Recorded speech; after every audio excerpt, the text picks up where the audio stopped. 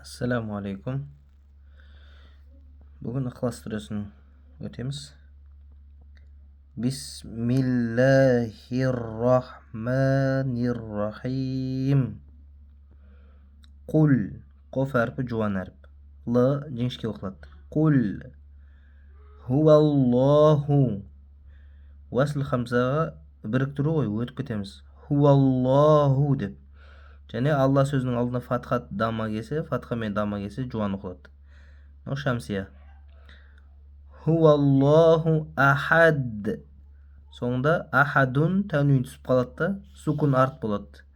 Сукунға айналған екен, мынау қалқала әріптері. Қоф, то, бә, жим, дәл әрпі қалқала. Д деп оқимыз. Қул хуаллаху ахад. Мына жерде маттабиғи бар. Алла сөзінде үнемі маттабиғи болады. Екі әріпке созу керек. Мынау шамсия ғой. Сөз басында келгенде әдем бастаймыз. Сөз ортасында келсе алдыңғы қарекетпен қосып кетеміз. Мына жерде әдем бастаймыз. Алла жуан болады, және маттабиғи бар. Шамсия жуан болады, ләм әрпі. Аллахус деп өтіп кетеміз. Алиф ләм оқылмайды. Мынау шамсия әрпі. Шаддалы шамсия болған кезде алиф ләм әрпін бізде оқымаймыз.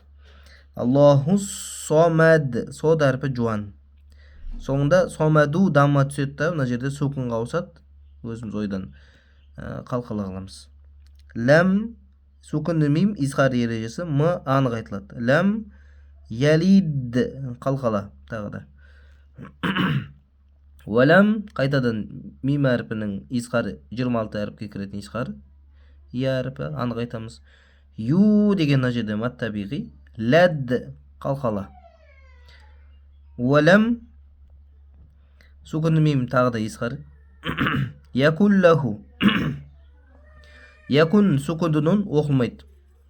Сукунды нунның идғам ережесі, ғуннасыз идғам. Якуллаху келесі әріпке ләмге кіріп шаддал болып оқылады. Лаху деген мына жерде дамир маттабиғи екі әріпке созамыз.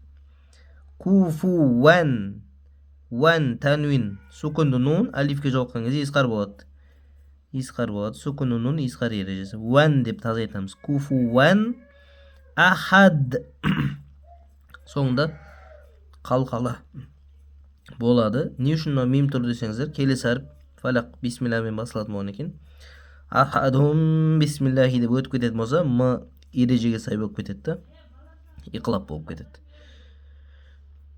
Бисмиллахир-рахманир-рахим.